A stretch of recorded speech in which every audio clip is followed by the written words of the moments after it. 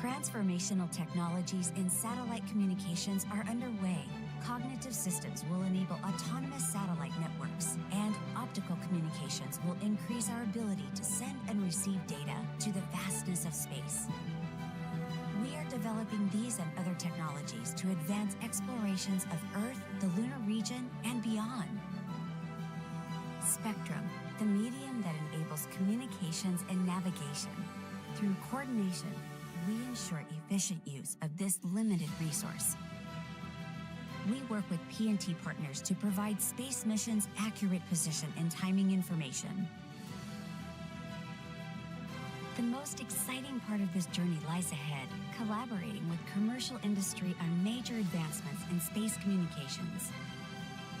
Our next generation of visionaries are creating a bright future, enabling Artemis lunar communications and a pathway to Mars, NASA space communications and navigation, scan, exploration enabled.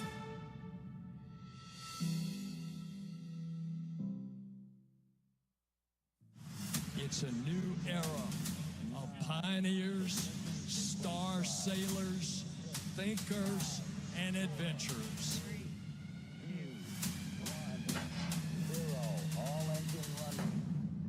Let's go.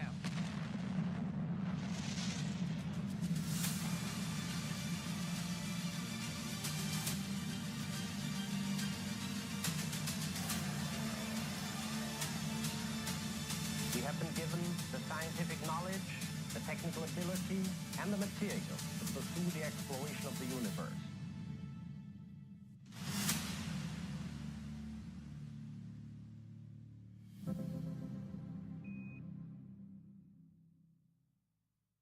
Well, in my left hand, I have a feather. In my right hand, a hammer. And I guess one of the reasons we got here today was because of a gentleman named Galileo a long time ago who made a rather significant discovery about falling objects in gravity fields. And we thought that where would be a better place to confirm his findings than on the moon. And so we thought we'd try it here for you. The feather happens to be appropriately a falcon feather.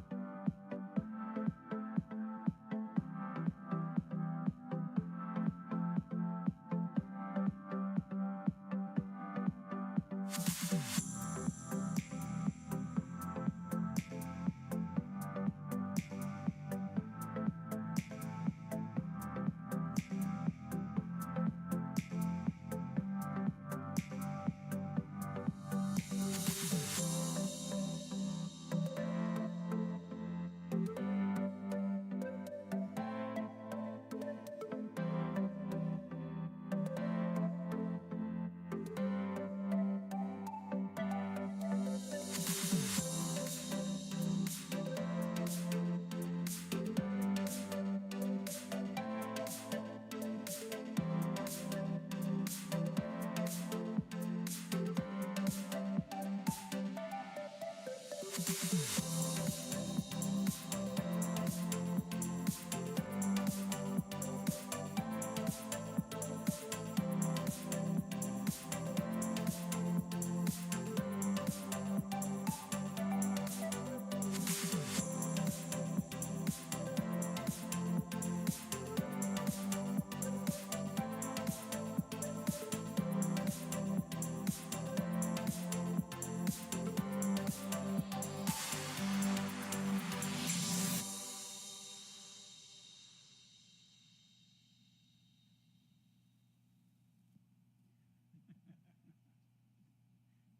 for you, Kim.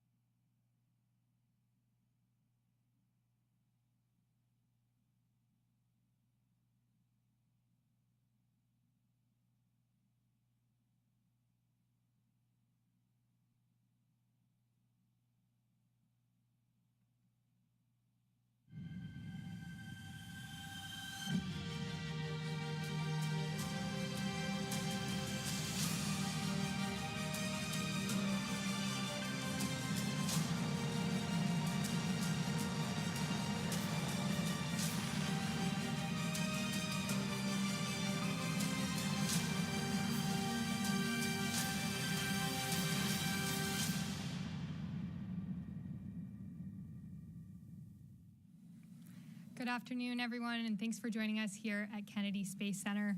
I'm NASA Press Secretary Jackie McGinnis, and we're joined today for an Artemis update by NASA leadership and our Artemis II crew. They just got a first look at the spacecraft that will take them to the moon. And unfortunately, we only have 45 minutes today for this briefing, so we'll try and keep it short. Joining us, we have NASA Administrator Bill Nelson, Deputy Administrator Pam Melroy, Associate Administrator Bob Cabana, Associate Administrator for the Exploration Systems Development Mission Directorate, Jim Free, Artemis II Commander Reed Wiseman, Pilot Victor Glover, Mission Specialist Christina Cook, and Mission Specialist Jeremy Hansen. First, I'll hand it over to the Administrator for a quick update. Thanks, Jackie. The fact that the crew has seen their spacecraft now, this is another major step of us going back to the moon. Remember, we're going back to the moon. It's actually a different moon. We're going to the South Pole. We're going to see several spacecraft, some too, perhaps, from other nations that are going to be landing on the South Pole in the near future, perhaps this year. So there's a renewed interest in the moon. And of course, it's there because the potential of water. And if there is water in enough abundance, then you have the potential for hydrogen and oxygen, which would fit in very nicely with why we're going back to the moon this time after a half century. We're going back to learn to live in a deep space environment for long periods of time so that we can go to Mars and return safely. Now, along the way, there are going to be several scientific excitements, the development of new tools, the development of new implements, the development of new procedures, all of which it's in this Moon to Mars program. And that's the goal. We're going to venture out into the cosmos. We go back to the moon, this time in a different way. We go back with commercial partners. And we go back to the moon with international partners. You should have seen the reaction when Reed brought the crew to Ottawa and they were in front of the Parliament. Or you should have seen Jeremy in his 10-gallon hat at the largest rodeo in the world in Calgary, Alberta. There's an excitement there that I can tell you that's quite exceptional as an international mission. You should see the fact that moi, having just returned from South America, 3 countries, Brazil, Argentina, and Colombia, no hesitation about the president of those countries receiving our NASA delegation. And not only excitement, but enthusiasm of presidents that amazed our U.S. State Department embassy staffs that would accompany us.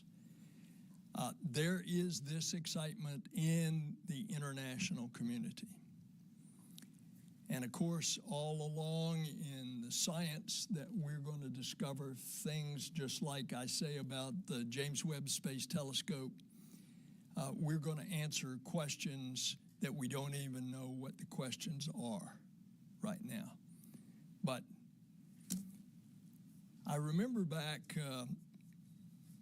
on the 60th anniversary, they had me go to Houston 60 years to the day, and Rice University was having this celebration. And it was in the same place that President Kennedy spoke to an audience in that Rice Stadium. This was, a long time ago, but he said he had already declared in a speech to the joint session of Congress about a year earlier.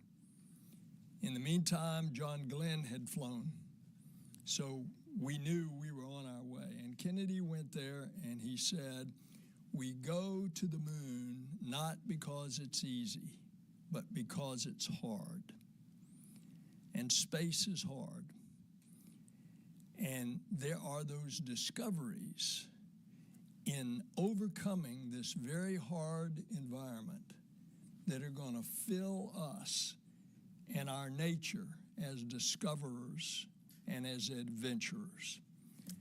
And that's why we're going back to the moon and then on to Mars. Thanks, Jackie. Thank you, sir. And now Deputy Administrator Maury. Is it on? Okay, great. It is really a thrill for Bill, Bob, and I to be here with the Artemis II crew to see their flight hardware. I think it brings back happy memories for the 3 of us of seeing our flight hardware, but also a shiver down our spine as we step forward into the next chapter of our destiny in human spaceflight. So we are going to stay, as the administrator said. That's very important, and we have the hardware, not just for Artemis II, but for flights all the way out through Artemis VI already in work. And that's very significant. We have been spending a lot of time the last couple of years to really focus on what are the objectives that we need to prove on the moon. What exactly do we need to learn before we're ready to go to Mars? And this is a crucial first step along that way. One of our North Stars is science. That's why we explore, to learn more about the universe, our solar system, our Earth, ourselves. And there will be some exciting experiments on Artemis II, mostly focused on radiation and crew, because we now have the opportunity to have a crew that we have to advance this particular kind of science. But I do want to say for a moment, personally, as a test pilot, how important this mission is for test flight. All the things that we want to do with this vehicle, we have to understand that vehicle and its capabilities and push its envelope in order to achieve all the things that we hope to do with it in the future. So that is the critical focus of this mission, is to do that test flight, to push the boundaries, to learn about this vehicle and its capabilities so that we can continue to do amazing things on the surface of the moon and then eventually on Mars. And this is the beginning of that cadence, and we're excited to be here today to see us off on that first chapter. Well, I just want to say that it's always great to come home to Florida and KSC. This is where the action actually is, and not up in Washington, although it's a different kind of action up there. And it's great to see the crew. It's great to be part of this leadership team. This is our crew up at NASA headquarters, and I can't think of a finer team to be a part of than with these two. This crew down here, they're something special. They are really great people, very accomplished. And seeing them see the spacecraft, you know, I know when they saw it, it makes it real. They know that they've got a mission that's coming up. You know, I think back to when we were seeing the modules of the International Space Station when they were just an aluminum shell, and watching them come together and be completed. We knew we were going to have a mission when we got to go up and assemble the space station. It really makes it real. They got something to look forward to, and I envy them. I know these guys really well, and I'm very concerned about their health and safety. And I want you to know that as we move forward, going to the moon, going to the South Pole, safety is going to be paramount. It's not without risk, but we're going to do our very best to understand all the issues, the risks, to mitigate them as best we possibly can to ensure the safety of this crew. And that means a lot. And I want you to know, having lived through Challenger as a young astronaut candidate and through Columbia in a senior leadership position, we're going to do our absolute very best to ensure that when they strap in, we have done all that we possibly can to ensure their safety. We're learning a lot from the first Artemis test flight, Artemis I, and that's going to help prepare us for Artemis II. And Jim Free, my good friend who's leading this exploration effort for us, will share more about that. It's great to be here. Thanks. Thanks, Bob. Good afternoon, everyone. Great to be here. I guess I'm my own crew here because there's a crew there and a crew there. No, it's really great to share with you where we are with the hardware. We recently, towards the end of July, completed our post-flight assessment review from Artemis I. That's where we go through all the mission objectives, look at open items and anomalies, and trying to decide if we're on the right path for Artemis II. We looked at a number of things that have been open, the heat shield, an electronics box on the service module, and some of the release and retention bolts.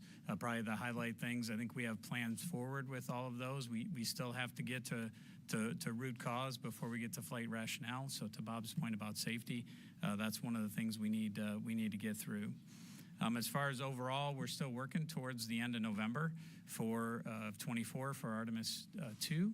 That's critical to stay on that path. It's this balance of pushing hard but maintaining the right philosophy of not pushing too hard, if that makes sense to you. But I think to us up here it does, because we still need to press and get our missions on a cadence where we're doing the exploration around the moon and on the surface. This is a great first step for us, but we do need to be vigilant and care about the people going on these missions. We do have a number of weeks of risk to that date. The crew module is the critical path right now. We have to get the crew module assembled and tested and then mated with the service module, then turn it over to the ground system folks here for processing. The Exploration Ground Systems team here continues to push towards a mid-November roll of the mobile launch tower out to the pad to do some verification and validation tests of all the systems that have been upgraded and repaired since Artemis I, and they're on a good path to the 16th. They completed a couple weeks ago the repair of the cable that holds up the crew access arm. So that was a big change. We were originally going to roll out on the 1st, but that was one repair we had to make. Orion, I talked about the crew module already. I'm sure it was great to see inside that for the crew. The service module was handed over from our European service module partners in the European Space Agency in June. We're continuing to work on the heat shield. We'll probably look for final disposition of that early next year. The Space Launch System, all the hardware is here right now except the core stage. We're holding the core stage back in Louisiana for some repairs that we need to make to one of the downcomers, and that'll probably be shipped in the November timeframe. There's no impact to the overall critical path or anything for stacking, which will probably start in the February timeframe of next year. From a flight ops perspective, obviously the crew training is well underway. The landing and recovery team, which is part of the ground system group here at Kennedy, did the underway recovery test number 10 last week, which included a night recovery. And I know the crew got to see the team in San Diego before they put to sea. We're really not working major issues right now. We have some of the dispositions I talked about, but I think we're on a good path, and I want to stress that vigilance piece. I tell everybody, and I think I sat here at this table and said Artemis I was a great mission. We learned so much from it. The success was incredible. The only thing that carries over from that mission is the engineering. We're using all new hardware, so that vigilance of putting that hardware together and calling out when things are not right or there's a concern is really important, because these 4 folks next to me here depend on us to do that. So that'll be a focus of the team, and look forward to talking to you as we head closer to Artemis II. Reed? Awesome. Thanks, Jim. We made it to Kennedy. This is awesome. I'll speak on behalf of Victor, Christina, and Jeremy, and then we'll get into some questions. But we're fired up. It's a great day yesterday when you walk around the corner at the Neil Armstrong Operations and Checkout Facility, and there's your spacecraft that you're going to ride in. The ship, as they call it, over there. And we got to look inside and hang out, and it was really quite fascinating.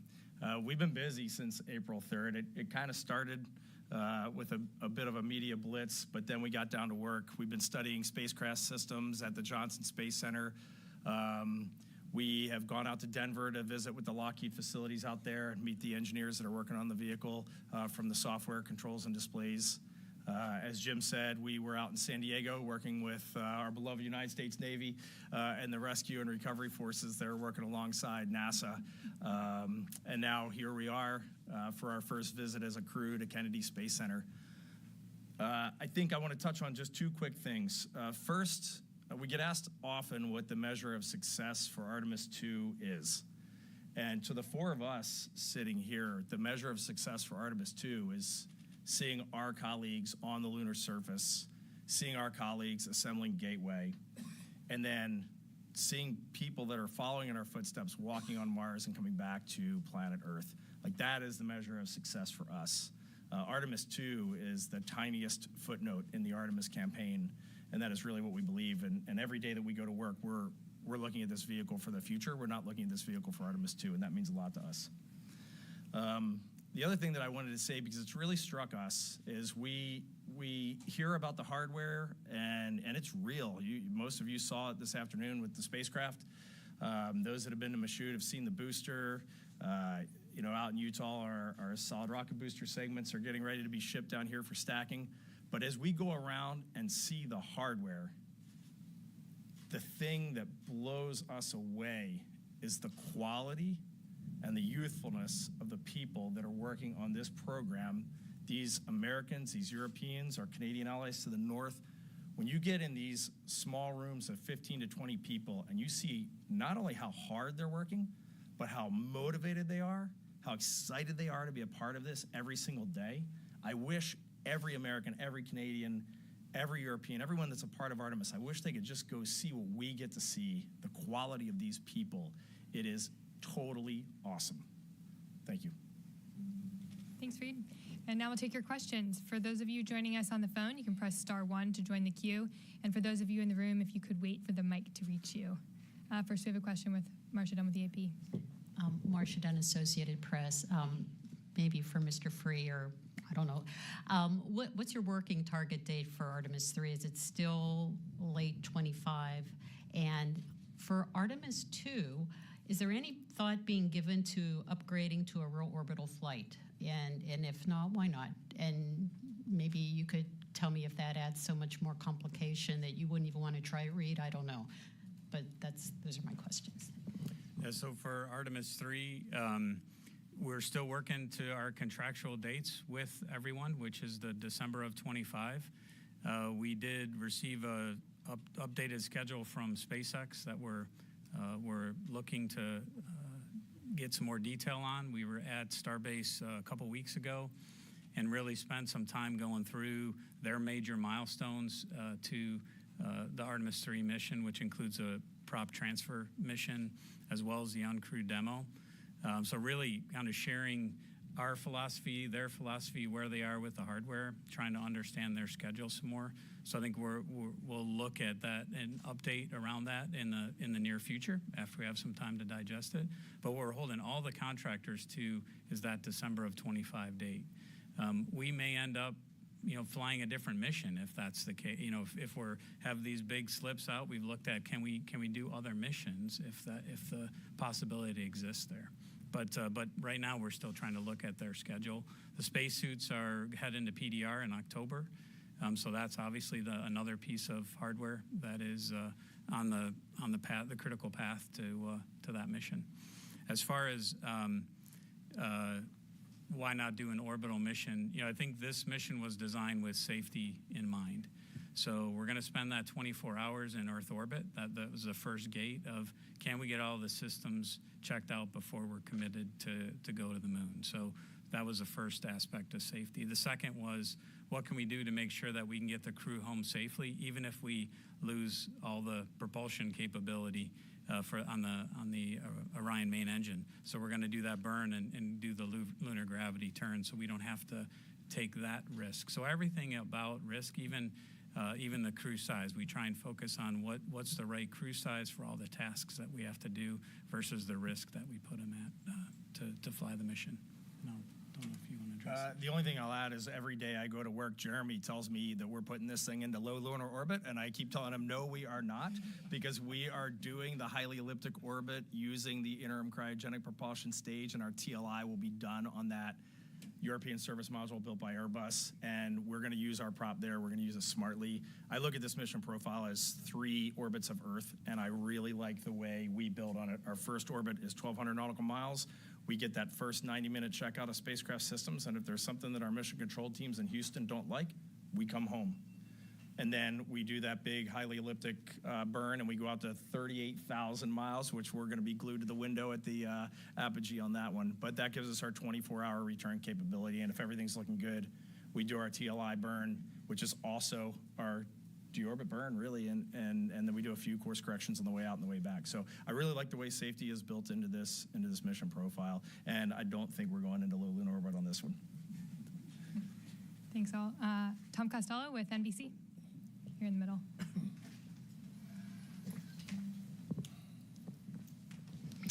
Hi, well, congratulations on a great day. Thanks for inviting us down here. Senator Nelson, to you, there is some discussion about the fact that America isn't the only one aiming for the South Pole right now. Potentially, you've got the Chinese also targeting the South Pole, and maybe even the Russians. Can you give us a sense of what is in play here in terms of the geostrategic issue and needing to get to the South Pole? And is this a competition to see who gets there first and who would have access to that frozen ice, to the water? We're in a space race with China. You see the actions of the Chinese government on Earth. They go out and claim some international islands in the South China Sea, and then they claim them as theirs and build military runways on them. It's called the Spratly Islands.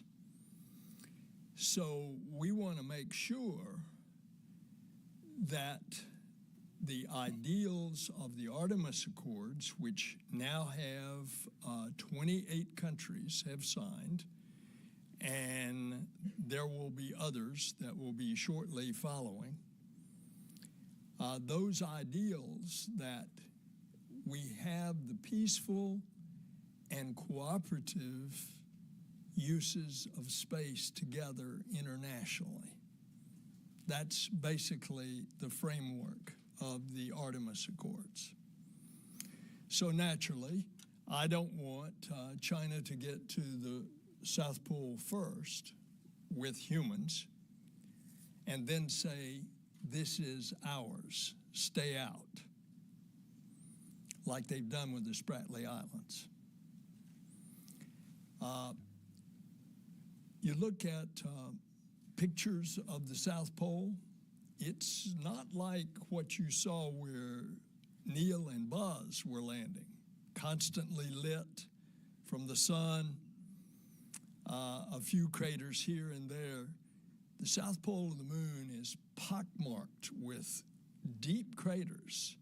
And because of the angle of the sun coming in, most of those craters are in total darkness the entire time. So it lessens the amount of area that you can actually land on and utilize. And if indeed we find water in abundance there that could be utilized for future crews and spacecraft, we want to make sure that that's available to all, not just to one that's claiming it. Now, you mentioned Russia. As a matter of fact, Russia has just launched a probe to land on the South Pole. We wish them well. As you know, we've had a cooperative relationship with Russia ever since 1975 in Apollo-Soyuz. We built the space station together. We operate it together. But I don't think that a lot of people at this point would say that Russia is actually ready to be landing cosmonauts on the moon in the time frame that we're talking about, going to the moon, or that possibly China would be. And so I think the space race is really, Tom, I think the space race is really between us and China, and we need to protect the interest of the international community for exactly the reasons I've laid out. Thank you, sir. Next question, Kristen Fisher with CNN here in the front. Thank you. Jim, my question is for you, and I just want to follow up on Marcia's question about the timeline for Artemis III. Back in June, you said that you were really concerned that SpaceX's Starship won't be ready in time and that it could push the first launch attempt into 2026. And so I'm curious, after your trip to Starbase, has that level of concern grown, diminished, and if you can give us any insight into what your conversations with SpaceX are like right now? Sure. So I don't. They need to launch, as I said back in June. They need to launch multiple times, not just for us, but for them. And then they need to launch multiple times for us. So we really want to see them find the success in their launches, including the next one, which I know they had a booster fire for the other day. I think my concern is the same because they haven't launched. And now our insight that we got from our visit there was tremendous.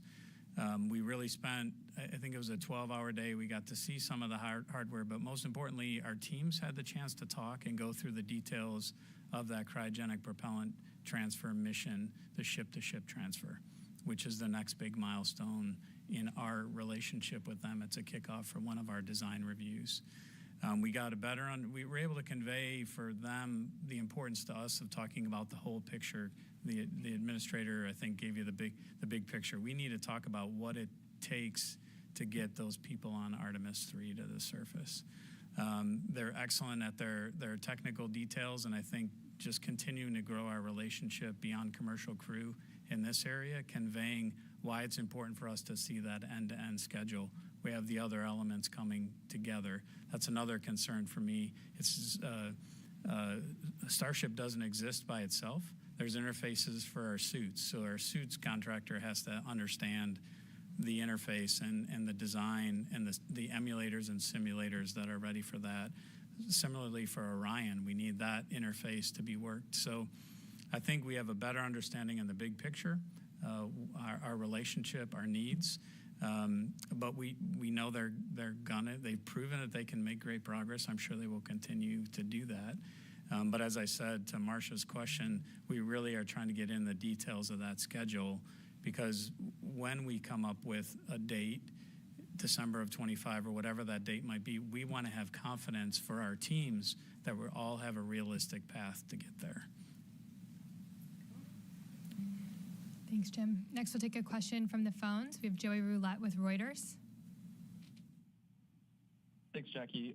Just to follow up on that last question for Jim Free, you had mentioned SpaceX sent NASA an updated schedule. What did that schedule propose? Did it propose backing off of the December 2025 date and doing it sometime later? Based on what you've seen now, I know you're, at NASA still evaluating things. What do you think is a realistic date for that mission based on what you know now? Thanks. Thanks, Joey. I think my mom's probably watching this and say, never did I think that Jim would get more questions than the astronauts on the panel. I think our teams are really trying to understand. I'm not going to give you a date, Joey, because our teams are trying to understand what are those trades. So we obviously have to go through a contract change when we make this, because we had a contractual date with SpaceX. And we need to understand where the pressure points are that they have, where our needs are with some of the emulators, simulators, and interfaces that I talked about, and then decide what's the realism of that. We don't want to kind of zero margin schedule. We have to understand what the margin is in all of this. So in order to do that, our teams have to interact. That meeting at Starbase I talked about was one of many. And then I think we'll come out in concert with the leadership team of the agency and say, hey, here's where we think it's realistic what that date is. Thank you very much. Next question here in the middle.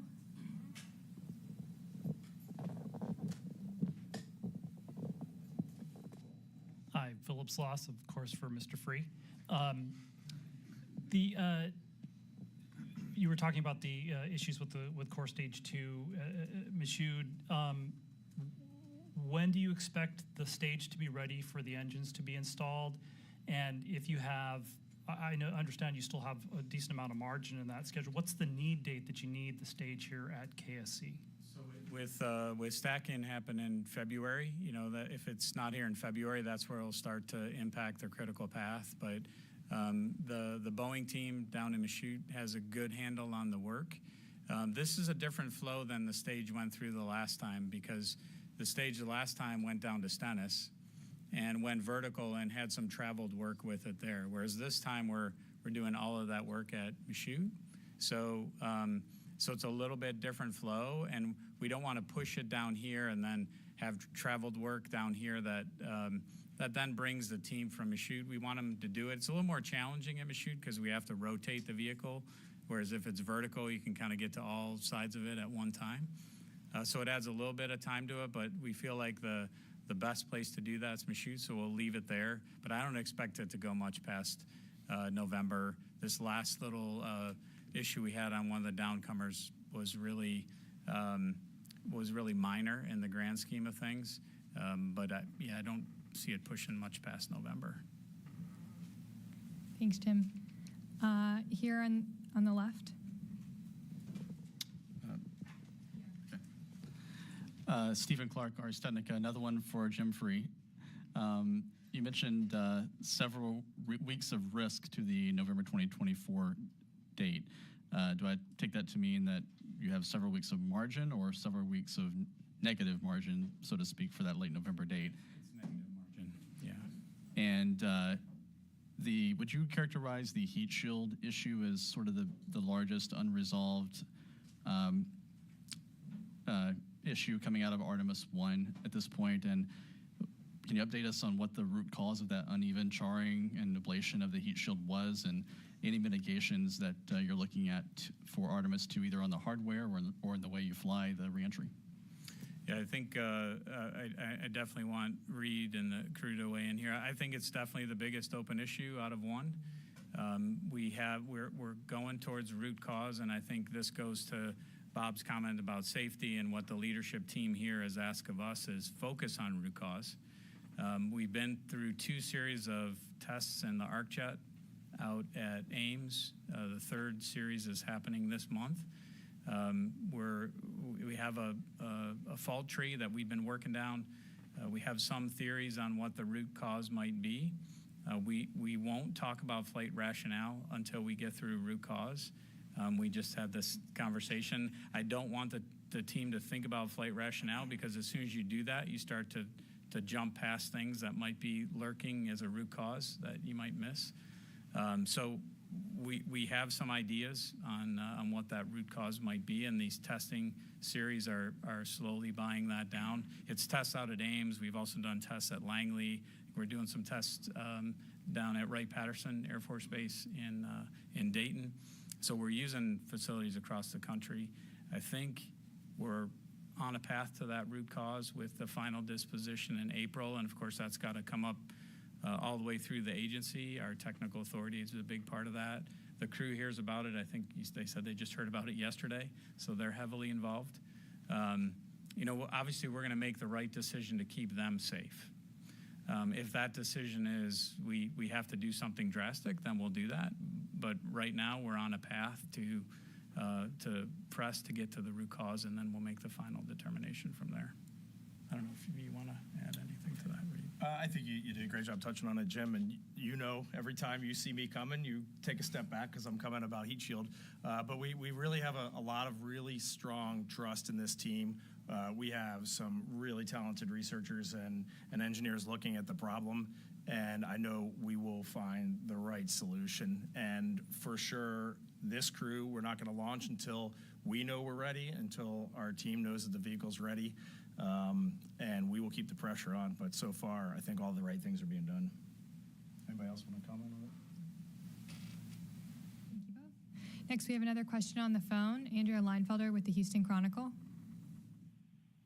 Hi, this question is for Jim. I was hoping you could give a little more detail on what you meant by saying we might fly a different mission. Like, are you suggesting that if the lander isn't ready in time, maybe you'll fly astronauts around the moon for a second time? Thank you. I think we're always one of the things Pam talked, and I'm not going to get her words right, so I won't even try. But a few months ago about what we learned from ISS. I think one thing we learned from ISS is to make sure we're flexible, so we keep human spaceflight viable.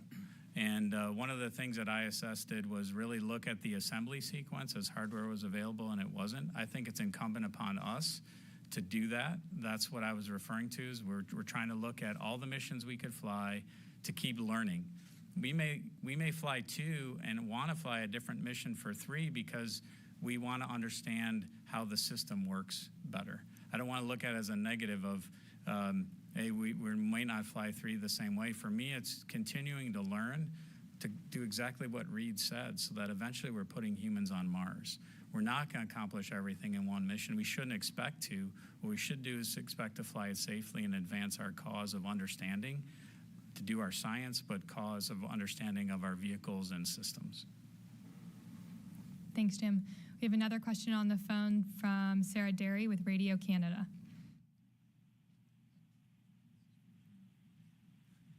Sarah?